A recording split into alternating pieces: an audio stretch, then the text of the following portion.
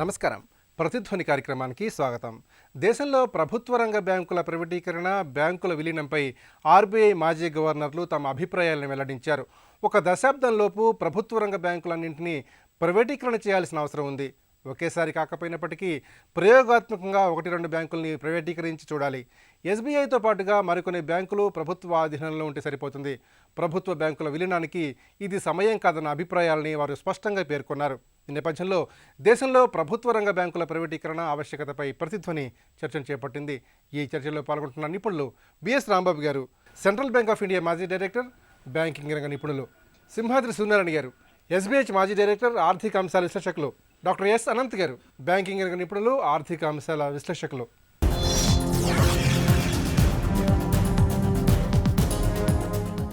రాంబాబు గారు, దేశంలో ప్రభుత్వ రంగ బ్యాంకుల్ని ప్రైవేటీకరించాల్సిన అవసరం ఉందని ఆర్బీఐ మాజీ గవర్నర్లు స్పష్టంగా తమ అభిప్రాయాన్ని వెల్లడించారు. మరి ఆర్బీఐ మాజీ గవర్నర్ల అభిప్రాయాల్ని ఏ విధంగా విశ్లేషణ చేసుకోవాలి? ముగ్గురు కూడా చాలా పెద్దవాళ్ళు, చాలా అనుభవం ఉన్నటువంటి వ్యక్తులు, అందులో సెకండ్ థాట్ లేదు. కానీ ఫ్రస్ట్రేషన్లో ఈ రకమైనటువంటి మాట చెప్పారని చెప్పి నేను నమ్ముతున్నాను. వాళ్ళ అభిప్రాయాన్ని కూడా గౌరవపూర్వకంగానే విభేదిస్తున్నాను వాళ్ళతో. ఎందుకనంటే ఇవాళ బ్యాంకింగ్ రంగాన్ని పట్టి పీడిస్తున్నటువంటి అసలైన సమస్య ఏమిటో వాళ్ళు చెప్పాలి. అక్కడక్కడ చెప్పారు, టచ్ చేశారు. బట్ సమస్య నొప్పి ఒకటో చోట ఉంటే ఆయింట్మెంట్ ఇంకో చోట రాయడం భావ్యం కాదది. ఇవాళ బ్యాంకింగ్ రంగాన్ని పట్టి పీడిస్తున్నటువంటి ప్రధానమైన ఒకే ఒక సమస్య రాని బాకీ, అంతకుమించి సమస్య లేదు. టెక్నాలజీ అడాప్ట్ చేసుకునే బ్యాంకులన్నీ కూడా, అది ప్రైవేట్ బ్యాంక్ అయినా పబ్లిక్ సెక్టార్ బ్యాంక్ అయినా, ప్రజలకు కావాల్సినటువంటి అన్ని రకాల సేవల్ని అట్మోస్ట్ టెక్నాలజీ రూపంలో అందిస్తున్నారు. అట్లాగే ప్రెమిసెస్లు తక్కువ చేసుకుని ఆదా చేశారు. ప్రెమిసెస్ వాటిలలో అనేక రకాలుగా బ్యాంకింగ్ రంగం ముందుకెళ్తున్నా కూడా కేవలం కొంతమంది, అంటే ఒక 10-15% మంది బారోవర్స్, దాంట్లో ఎక్స్పోర్ట్ ఓరియంటెడ్ యూనిట్స్ కూడా ఉన్నాయి. వీరు మాత్రం అనేక కారణాల వల్ల బ్యాంకుల నుంచి తీసుకున్నటువంటి రుణాలని సకాలంలో తిరిగి చెల్లించలేకపోతారు. అది ప్రధానమైన సమస్య. అయితే ఈ దేశంలో ఒక హౌసింగ్ లోన్ బారోవర్ కానీ, ఒక రిటైల్ బారోవర్ కానీ, అనేక మంది అణా పైసలతో తిరిగి పే చేస్తున్నటువంటి బారోవర్స్ 85-90% మంది ఉన్నారు. ఈ 85-90% మంది గుడ్ బారోవర్స్ అందరూ కూడా సకాలంలో తిరిగి చెల్లిస్తున్నారు. కాబట్టి ఇవాళ బ్యాంకింగ్ రంగం ఇవాళ ఒక రకంగా సర్వైవ్ అయి ఉంది. కారణాలు చూపిస్తూ వేల కోట్ల రూపాయలు ఎగనామం పెట్టినటువంటి వ్యక్తులు ఒక పక్కన. సో వీళ్ళ గురించి మాట్లాడాలి. అందుకని హోల్ కాన్సెప్ట్ని మనం ఈ తీసుకెళ్ళి ప్రైవేట్ సెక్టార్లో లేవా రాని బాకీలు ఉన్నాయి కదా. అంటే ఈ దేశం కూడా 100 సంవత్సరాలు ప్రైవేట్ రంగం చేతిలో ఉన్న బ్యాంకింగ్ ఇండస్ట్రీయే. వాళ్ళు రైట్ ఫ్రమ్ ది బిగినింగ్ లేదు ఇక్కడ. 51 సంవత్సరాలు మాత్రమే పబ్లిక్ సెక్టార్ రంగంలో ఉంది. గణాంకాలు కనుక మనం చూస్తుంటే హైలీ ఎకనామికల్ ఇంబ్యాలెన్సెస్ ఉండేటటువంటి దేశం ఇది. ఒకళ్ళు చాలా అద్భుతమైన ధనవంతులు, లాస్ట్ టైం కూడా ఒకసారి చెప్పాను నేను, ప్రపంచంలో ఉన్న 5 అద్భుతమైనటువంటి ధనవంతులు ఇక్కడ భారతదేశంలో ఉన్నారు కదా. వారికి ₹1 డిపాజిట్ కూడా లేదు బ్యాంకింగ్ ఇండస్ట్రీలో. బట్ వాళ్ళ ప్రపంచంలో ధనవంతులు వాళ్ళు. బట్ వాళ్ళ ఎకనామికల్ ఇంబ్యాలెన్సెస్ 50 కోట్ల మంది ప్రజానీకానికి రెండో పూట తిండి లేదు. వాళ్ళు ఏ రకంగా సర్వైవ్ అవుతారు? సో ఇటువంటి దేశం, ఇటువంటి ఎకనామికల్ ఇంబ్యాలెన్సెస్ ఉన్న ఈ దేశంలో పక్క దేశంలోనే ఎక్స్పెరిమెంట్ ఇక్కడ వర్కౌట్ కాదు. మీరు స్విట్జర్లాండ్ దేశానికి వెళ్ళినా, న్యూజిలాండ్కి వెళ్ళినా కూడా తన డబ్బుని దాచిపెట్టినటువంటి బ్యాంకుకి ఇంట్రెస్ట్ పే చేసే సొసైటీ అది. బట్ ఇవాళ ఇంట్రెస్ట్ కోసం బ్యాంకింగ్ రంగంలో డిపాజిట్లు పెట్టినటువంటి సొసైటీ ఇది. సో రెండింటినీ ఒకటే ఘాట కట్టడానికి వీల్లేదు. ప్రైవేటైజేషన్ పబ్లిక్ సెక్టారా అది కాదు. ప్రైవేట్ రంగం కూడా వాళ్ళ నష్టాల్లో ఉంది భారతదేశంలో. అందుకని ఎగనామం పెట్టినటువంటి వ్యక్తులు విల్ఫుల్ డిఫాల్టర్స్ అయినా ఇంకొక రకమైన వారిని కఠినంగా శిక్షించేటటువంటి చట్టాలకు పదును పెడితే మాత్రమే ఇవాళ బ్యాంకింగ్ రంగం ఉంటుంది. ఒకటి నేను చెప్తాను, 1,70,000 కోట్ల రూపాయలు ఆపరేటింగ్ ప్రాఫిట్ సంపాదించిన ఈ ఇండస్ట్రీ అన్ని బ్యాంకులు ఆపరేటింగ్ ప్రాఫిట్ సంపాదించాయి. కానీ అనేక బ్యాంకులు నష్టాల్లోకి వెళ్ళడానికి రాని బాకీలు కారణం. హై ప్రొవిజనింగ్ చేసేటటువంటి బ్యాంకింగ్ రంగాన్ని మనం కాపాడుకోవాలంటే రికవరీ చేయటం ఒకటే మార్గం.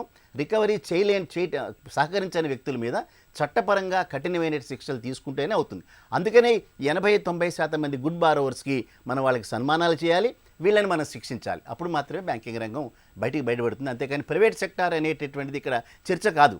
పబ్లిక్ రంగమా ప్రైవేట్ రంగం చర్చ కాదు ఇక్కడ. ఇవాళ బ్యాంకుల్ని మోసం చేసిన వ్యక్తులు ఎవరు, బ్యాంకింగ్ రంగాన్ని కాపాడుతున్నటువంటి వ్యక్తులు ఎవరు? కాపాడే వ్యక్తులు మనం సహకరించాలి, సపోర్ట్ చేయాలి. ఇక్కడ ఎకనామికల్ ఇంబ్యాలెన్సెస్లో వాళ్ళ ఎకానమీ వృద్ధి చేయడానికి వాళ్ళకి ఇతోధికంగా మనం రుణాలు ఇవ్వాలి. ఎవరైతే విల్ఫుల్ డిఫాల్టర్స్ ఉన్నారో వాళ్ళని శిక్షించాలి. సూర్యనారాయణ గారు, దేశ ఆర్థిక పరిస్థితి మందగమనంలో ఉన్న నేపథ్యంలో బ్యాంకుల విలీనం సరైంది కాదని ఆర్బీఐ మాజీ గవర్నర్లు అభిప్రాయపడుతున్నారు. బ్యాంకుల విలీనంపై వారి అభిప్రాయాల్ని ఏ విధంగా విశ్లేషణ చేసుకోవాలి? ఇప్పుడు ఆర్బీఐ మాజీ గవర్నర్లో వ్యక్తపరిచినటువంటి అభిప్రాయాల్లో కూడా చాలా భిన్నమైనటువంటి ఆలోచనలు ఉన్నాయి. ఇక్కడ ఒకరు ప్రైవేటీకరణ గురించి మాట్లాడితే ఇంకొకరు విలీనాల సమయం గురించి మాట్లాడారు. అట్లాగే ఇంకొక ఆయన పాలనా సంస్కరణ, బ్యాంకింగ్ రంగంలో పాలనాపరమైనటువంటి మార్పుల గురించి మాట్లాడారు. ఇంకొకళ్ళు ఈ విలీన ప్రక్రియలో మైనారిటీ షేర్ హోల్డర్ల అభిప్రాయాన్ని సరిగా పరిగణలోకి తీసుకోలేదని చెప్పారు. ఇవన్నీ మనం పక్కన పెడితే ఫస్ట్ మనం విలీనం అన్న దానికి వస్తే కనుక బ్యాంకుల విలీనమైనది నా దృష్టిలో అయితే నాకు తెలిసినంత వరకు నాకున్న పరిజ్ఞానం మేరకు సహేతుకమైనదే. సరే, ఇక్కడ చర్చ ఏంటి? ఇది సమయమా కాదా, లేకపోతే ఆర్థిక మందగమన పరిస్థితిలో ఉన్నది అంటే ఇలాంటి ప్రాబ్లమ్స్ అనేవి ఎప్పుడు కూడా ఉంటాయి. ప్రాబ్లం నెక్స్ట్ ఇయర్ ఉండదు, లేకపోతే ఆ నెక్స్ట్ ఇయర్ ఉండదు అని ప్రెడిక్ట్ చేసేటటువంటి పరిస్థితులు అయితే ఉండవు. ఎప్పుడైనా సరే సానుకూల పరిస్థితులు ఉంటాయి, భిన్నమైనటువంటి పరిస్థితులు ఉంటాయి, ప్రతికూల పరిస్థితులు ఉంటాయి. సో ఏదైనా ఒక డెసిషన్ తీసుకున్న తర్వాత ఆ డెసిషన్ని ఇంప్లిమెంట్ చేయాలి. ఇక్కడ రెండో అంశం ఆయన టచ్ చేసింది ఏంటి? రుణాల వసూలు, నెక్స్ట్ రుణ వితరణ, ఈ రెండు మానేసి ఈ విలీన ప్రక్రియ మీద బ్యాంకింగ్ ఉద్యోగులు, ఉన్నతాధికారులు దాని మీద దృష్టి పెట్టడం వల్ల ఈ రెండు సరిగా జరగట్లేదు అన్నది ఇక్కడ చర్చనీయమైనటువంటి అంశం. సరే, విలీనం వలన అసలు ఏమి బెనిఫిట్స్ ఉన్నాయి అన్న దాన్ని ఇప్పుడు అంతకుముందు ఆర్టీజీఎస్, నెఫ్ట్ లేనప్పుడు బ్యాంకులో ఐడిల్ మనీ ఉండదు. అంటే ఆ మనీ ఏదర్ ఈ బ్యాంక్ ట్రాన్స్ఫర్, చెక్ రాసేస్తారు, అవి నా డబ్బులు కాదు. అట్లాగే చెక్ కలెక్షన్లో ఉంటుంది, ఈ బ్యాంక్ డబ్బులు కాదు, ఆ బ్యాంక్ డబ్బులు కాదు. కానీ ఇప్పుడు నిమిషాల వ్యవధిలో ఒక అకౌంట్ నుంచి ఇంకో అకౌంట్కి ట్రాన్స్ఫర్ అయిపోతుంది మనీ. సో అంటే అత్యంత వేగంగా మనీ కదులుతుంది.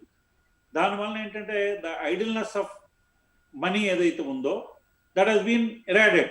ఆర్బీఐ మాజీ గవర్నర్ దువ్వూరు సుబ్బారావు గారు ఒక స్పష్టమైనటువంటి అభిప్రాయాన్ని వెలుబుచ్చారు.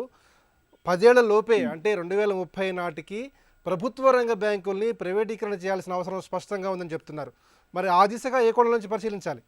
భారతదేశ పరిస్థితులకి పూర్తి ప్రైవేటీకరణ అన్నది అది సరైనటువంటి ప్రక్రియ కాదు, సరైనటువంటి ఆలోచన విధానం కాదు. నెక్స్ట్ ఏంటంటే ఎప్పుడైతే ప్రైవేటైజేషన్ జరుగుతుందో అక్కడ లాభాపేక్షకు తప్ప మరొక దానికి అవకాశం ఉండదు. రెండవది, లాభాపేక్ష జరిగేటప్పుడు ఏమవుతుంది? బ్యాంకులు క్రెడిట్, అంటే సోషల్ బ్యాంకింగ్ కూడా చేస్తుంది, క్రెడిట్ టు ద నీడీ కూడా ఉంటుంది అక్కడ. సో ఇప్పుడు ఎప్పుడైతే పూర్తి ప్రైవేటీకరణ జరిగిందో అప్పుడు క్రెడిట్ టు ది క్రెడిట్ వర్దియే ఉంటుంది తప్ప credit to the credit needy అన్నది జరిగేటటువంటి అవకాశాలు తగ్గిపోతాయి.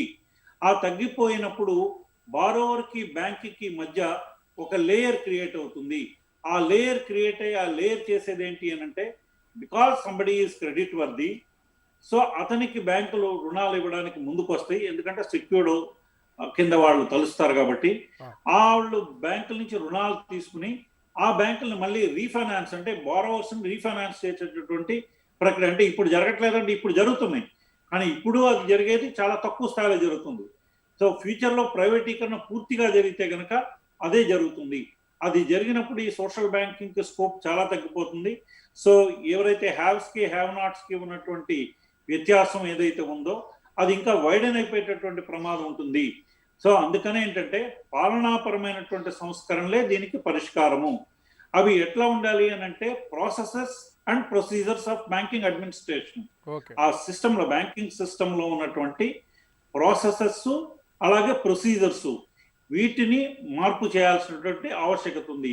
వీటిని ఏ విధంగా మార్పు చేయాలి అని అంటే ఆయన చెప్పారండి, ప్రభుత్వం సదుద్దేశంతో పెట్టినవి కూడా అవి ఫైనల్ గా వచ్చేటప్పటికి వేరే విధమైనటువంటి రిజల్ట్స్ ఇస్తున్నాయి అని చెప్పేసి. దానికి కారణాలు ఏంటి?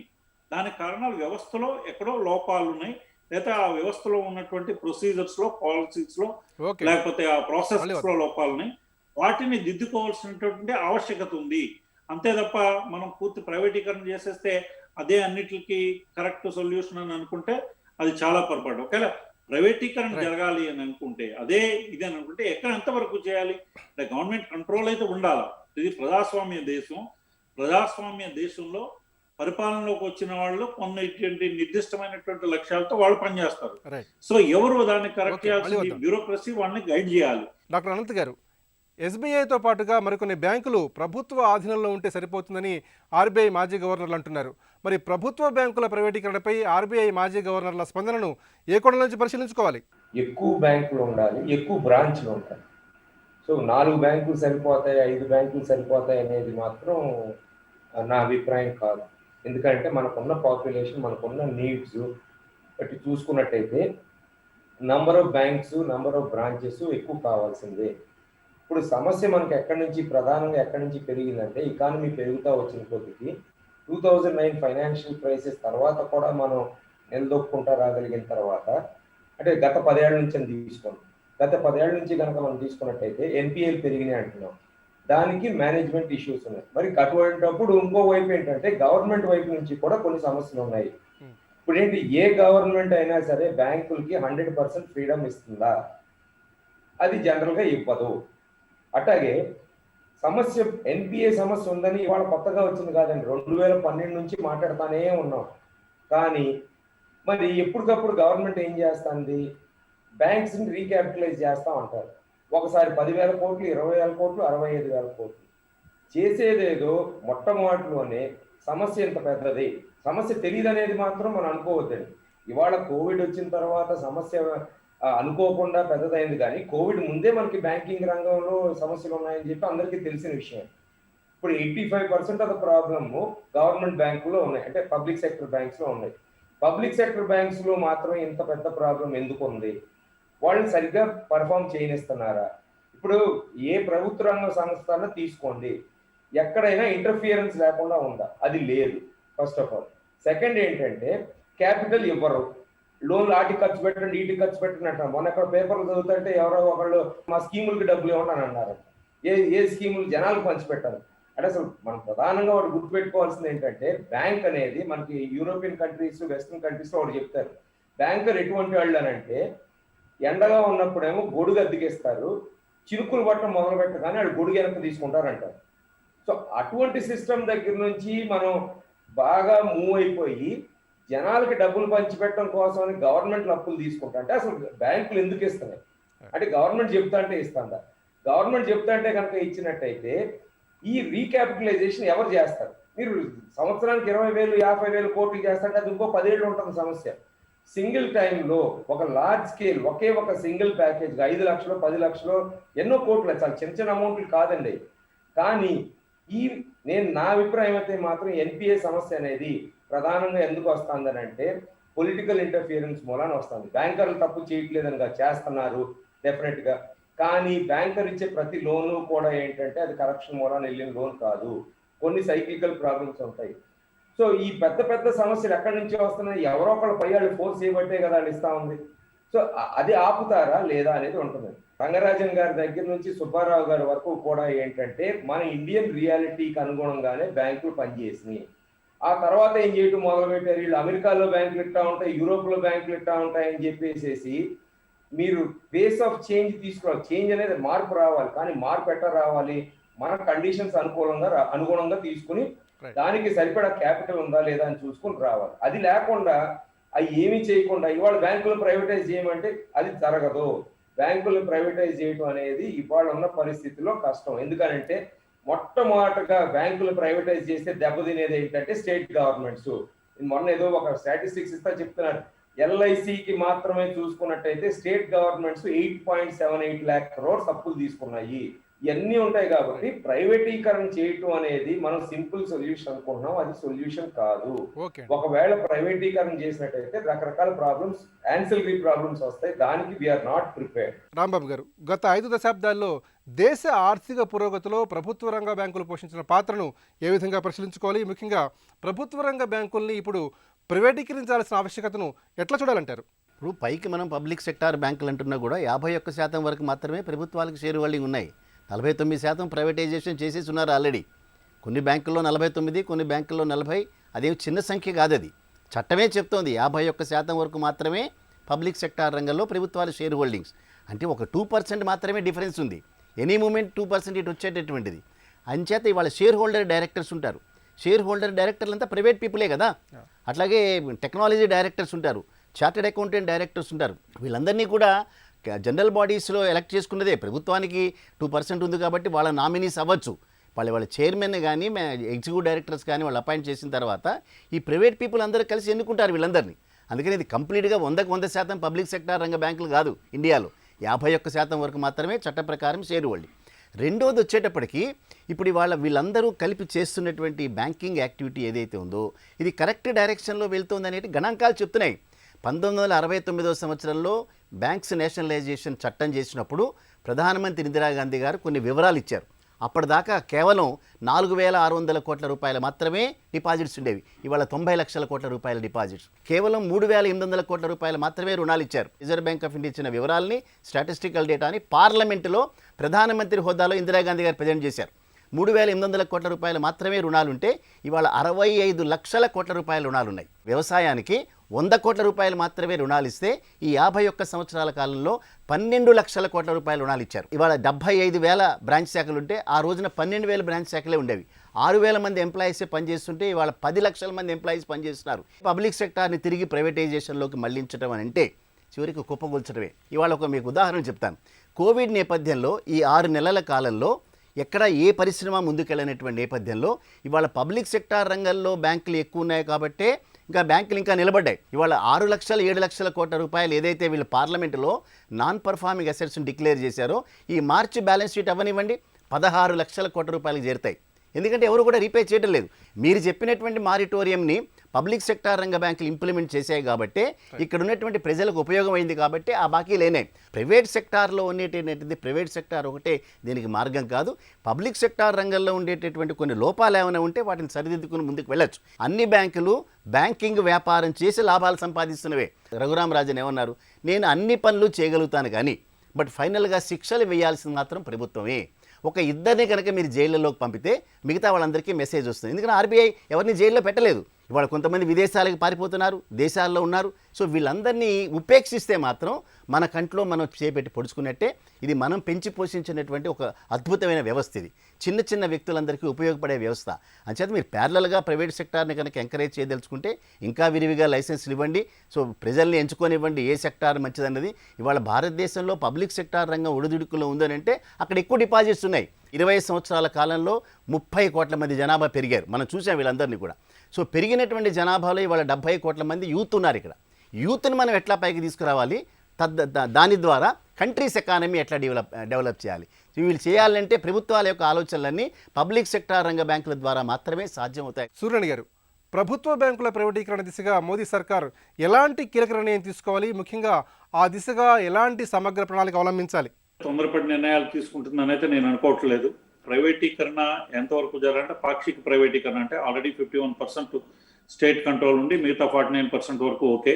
పెద్ద బ్యాంకులు 4 బ్యాంకులు 5 బ్యాంకులు ఉంటే సరిపోతుంది. అంటే దానివల్ల ఏంటంటే ఇక్కడ ఇండియాలో ప్రొడక్షన్ సిస్టమ్కి వచ్చేటటువంటి మేజర్ ప్రతికూలత ఏంటంటే ఇంట్రెస్ట్ రేట్లు పూర్తిగా అంతర్జాతీయ స్థాయిలో ఇండియాలో వచ్చేటటువంటి అవకాశాలు అయితే లేవు.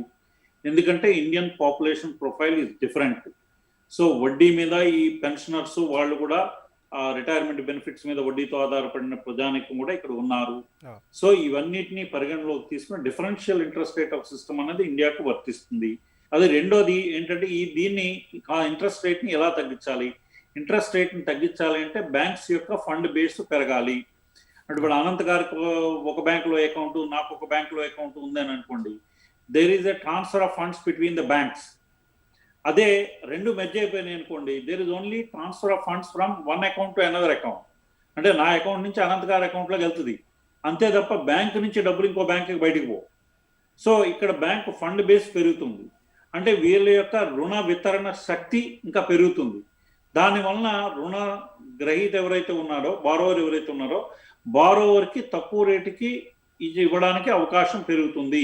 ప్రభుత్వ రంగంలో బ్యాంకుల సంఖ్యను తగ్గించడం వల్ల ప్రధానంగా చేకూరే అదనపు ప్రయోజనాలు ఏంటి? నేను చెప్పాను కదా, బ్యాంకుల ఫండ్ బేస్ పెరుగుతుంది. బ్యాంకులు పెరగడం వల్ల బ్యాంకు ఇచ్చేటటువంటి రుణాలు తక్కువ వడ్డీ రేటుకి ఇవ్వడానికి అవకాశం ఉంటుంది. బ్యాంకుల నిర్వహణ వ్యయం కూడా, అంటే దాన్ని ప్రాపర్ ప్లానింగ్ చేసుకుంటే నిర్వహణ వ్యయం కూడా తగ్గుతుంది. తగ్గడం వలన ఏంటంటే మార్కెట్లోకి సప్లై అధికంగా వస్తుంది. ఆ రుణాన్ని, ఇక్కడ ప్రాబ్లం ఏంటి అని అంటే మేజర్ ప్రాబ్లము ఎన్పిఎస్ ప్రాబ్లమ్ని సాల్వ్ చేయడానికి క్రెడిట్ మానిటరింగ్, అంటే ఎఫిషియంట్ క్రెడిట్ మానిటరింగ్ సిస్టమ్ ఉండాలి. అంటే మనం డబ్బులు రుణం ఇచ్చేసాం, పారిశ్రామిక దాన్ని తీసుకుని ఏదైనా చేయొచ్చు అనుకుంటే పొరపాటు. దాని మీద ప్రాపర్ విజిలెన్స్ ఉండాలా, దాని మీద పేమెంట్స్ విజిలెన్స్ ఉండాలా. అది ఏ విధమైన ఇప్పుడు జిఎస్టీ వచ్చింది, వాళ్ళు చేసినటువంటి ఎక్స్పెన్స్ ఆ జిఎస్టీ దానికి పే చేస్తున్న క్రాస్ చెకింగ్ చాలా మార్గాలు ఉన్నాయి. అట్లాగే దాంట్లో ఆ రుణం ఇచ్చేటప్పుడు పార్సల్స్ క్రియేట్ చేసి, అంటే వాళ్ళు ఏదైతే ప్రాజెక్ట్ రిపోర్ట్ లో ఇస్తున్నారో ఆ ప్రాజెక్ట్ రిపోర్ట్ లో నేను మిషనరీకి ఇంత ఇస్తున్నాను, దీనికి ఇంత ఇస్తున్నాను అని ఇస్తున్నారో, ఆ మిషనరీకి అక్కడ ఒక పార్సల్ ఒక పర్స్ క్రియేట్ అవ్వాలా, దాంట్లో నుంచి దానికి వాళ్ళది ఎక్కడైతే ఎక్సీడ్ అయిందో ట్రిగ్గర్ పెట్టాలా. సో టెక్నాలజీ వల్ల చాలా అడ్వాంటేజెస్ ఉన్నాయి. ఆ అడ్వాంటేజెస్ ని బ్యాంకింగ్ రంగం తీసుకోవాలి. ఇవన్నీ చేస్తే బ్యాంకుల అడ్మినిస్ట్రేటివ్ కాస్ట్ తగ్గుతుంది, బారోవర్కి ఇంట్రెస్ట్ కాస్ట్ తగ్గుతుంది, కాస్ట్ ఆఫ్ ప్రొడక్షన్ తగ్గుతుంది. కాస్ట్ ఆఫ్ ప్రొడక్షన్ ఎప్పుడైతే తగ్గిందో అంతర్జాతీయంగా వీళ్ళ యొక్క వ్యాపార అవకాశాలు పెరుగుతాయి, మన ఎక్స్పోర్ట్స్ పెరుగుతాయి. మన ఎక్స్పోర్ట్స్ ఎప్పుడైతే పెరిగిందో మనకు ఫేవరబుల్ బ్యాలెన్స్ ఆఫ్ ట్రేడ్ వస్తుంది. ఫేవరబుల్ బ్యాలెన్స్ ఆఫ్ ట్రేడ్ వస్తే ఫేవరబుల్ బ్యాలెన్స్ ఆఫ్ పేమెంట్స్ ఉంటుంది, మన ఎకానమీ వృద్ధి చెందుతుంది, అట్లాగే జీడిపి పెరుగుతుంది, అవన్నీ ఉంటాయి. సో ఇవన్నీ ఉండాలి అని అంటే కనుక బ్యాంకుల ప్రైవేటీకరణ అనేది అది పరిష్కారం కాదు. బ్యాంకుల పాలనలో అంటే efficiency, processes, procedures and policies, వీటిలో ఈ సిస్టంలో బ్యాంకింగ్ సిస్టంలో ఈ మూడిట్ల సంస్కరణ జరగాల. ఈ మూడిట్ల సంస్కరణ జరిగి అప్పుడు రుణగ్రహీతకి తక్కువ రేటుకి వడ్డీకి రావాలా, అట్లాగే ఫండ్ బేస్ పెరగాల. డాక్టర్ అనంత్ గారు, ప్రస్తుతం బ్యాంకింగ్ రంగం అనేక రకాలుగా సంక్షోభాలను ఎదుర్కొంటోంది. మరి ఈ పరిస్థితుల్లో బ్యాంకింగ్ రంగంలో ఎలాంటి కీలక సంస్కరణలు తీసుకురావాలి? First of all most important, management కి ఇండిపెండెన్స్ ఇవ్వాలి. అంటే వాళ్ళ ప్యూర్ ఎకనామిక్ డిసిషన్ తీసుకొని ఇస్తారా లేదా ఫస్ట్. సెకండ్ ఏంటంటే డబ్బులు రీక్యాపిటలైజ్ చేయాలి. ఇప్పుడున్న లోన్స్, బ్యాడ్ లోన్స్ అనేది మనకి కోవిడ్ మూలాన 8.5% గ్రాస్ ఎన్పిఏ నుంచి దాదాపు 11.5-12%కి వెళ్తుందని అంటున్నారు. సో అన్ని రేటింగ్ సంస్థలు కానీ ఎవరైనా, అంటే వాళ్ళు ఎనాలిసిస్ ఏదైనా వాళ్ళు చెప్పిన అంచనా ప్రకారం ఏంటంటే 2023 దాకా ఇదే పరిస్థితులు వస్తుంది. 2023 దాకా గవర్నమెంట్ ఖర్చు పెడతానే ఉండాలి. ప్లస్ మోస్ట్ ఇంపార్టెంట్ ఏంటంటే కొత్తగా క్రెడిట్ ఇవ్వాలి. రోజుగా ఒక స్కీము, రోజుగా ఒక ప్రామిస్ చేస్తూ ఉంటే బ్యాంకుల్ని వాళ్ళ బిజినెస్ డిసిషన్ తీసుకొని ఇస్తారా లేదా, తీసుకొని ఇవ్వకపోతే ఇట్లాగే ఉంటుంది. సో ఒకవేళ కనుక నిజంగానే గవర్నమెంట్ సీరియస్ గా ఉండి తొందరగా చేయాలంటే once and for all NPS అనేది ట్రాన్స్ఫర్ చేసుకోండి. అది 5 లక్షల కోట్లు అవ్వచ్చు, 10 లక్షలు, 12.5 లక్షల కోట్లు అంటున్నారు. వేరే ఆ స్కీము ఈ స్కీము అన్ని ఆపేసి ఎకానమీని ఒకటి కనుక ఒక 2-3 ఏళ్లలో మీరు రీక్యాపిటలైజ్ చేస్తామని చెప్పినట్టయితే అది ఈ పాటికి ఈ సమస్య పెద్దది అయ్యేది కాదు. సో ఇటువంటి టైప్ ఆఫ్ కంట్రోల్ రావాలి. ప్లస్ ఏంటంటే ప్రయారిటీ సెక్టర్ లెండింగ్ అంటున్నారు. ప్రయారిటీ సెక్టర్ లెండింగ్ లో ఎవరికి ఎంత ఇవ్వాలి? మీరు అందరినీ తీసుకొచ్చి ప్రయారిటీ సెక్టర్ లెండింగ్ అని చెప్పేసేసి ఇంతేమో కంపల్సరీ ప్రయారిటీ సెక్టర్ లెండింగ్, కొంతేమో మీరు స్టేట్ లోన్స్ కొనుక్కోవాలి, అదే అవన్నీ తీసుకెళ్లి క్యాపిటల్ అంటే ఆ లిక్విడిటీ లేని లోన్స్ చివరికి ఇప్పుడు ఆర్బీఐ కొన్నట్టుగా మళ్ళీ అన్ని కొనుక్కోవాల్సి వస్తుంది వాళ్ళే. సో ఇది కాదు. వాళ్ళు చేయాల్సింది, గవర్నమెంట్ చేయాల్సింది ఏంటంటే మీరు చేస్తే 100% ప్రైవేటైజ్ చేయటం అనేది మన భారతదేశంలో సాధ్యం కాదండి. మనకున్న పరిస్థితులు, మనకున్న political situation, economic situation, social situation వల్ల చేయలేరు. సో నెక్స్ట్ బెస్ట్ ఆల్టర్నేటివ్ ఏంటి, మీరు ఎంతవరకు ఇండిపెండెన్స్ ఇస్తారు అది చూసుకుని, అంతేగాని ఫలానా రోడ్డు ప్రాజెక్ట్ ఇవ్వాలి, ఎక్కడెక్కడికో రోడ్డు ప్రాజెక్ట్ వేసుకుంటే వయబిలిటీ గ్యాప్ ఫండింగ్ అనేది ఈ మధ్య మొదలు పెట్టారు. ఆ వయబిలిటీ గ్యాప్ ఫండింగ్ అనేది ఎంతవరకు ఇస్తారు, ఎంత చేస్తారు అనేది చూసుకోకపోతే కనుక చాలా ఇబ్బందికరంగా ఉంటుందని నేను అభిప్రాయపడతాను. ప్రస్తుతం బ్యాంకింగ్ రంగం అనేక రకాల సంక్షోభాన్ని ఎదుర్కొంటోంది. ఈ పరిస్థితుల్లో ప్రభుత్వ రంగ బ్యాంకుల్లో సంస్కరణలు తీసుకురావాల్సిన అవసరం ఉందని నిపుణులు అభిప్రాయపడుతున్నారు. ఇది నేటి ప్రతిధ్వని. నమస్కారం.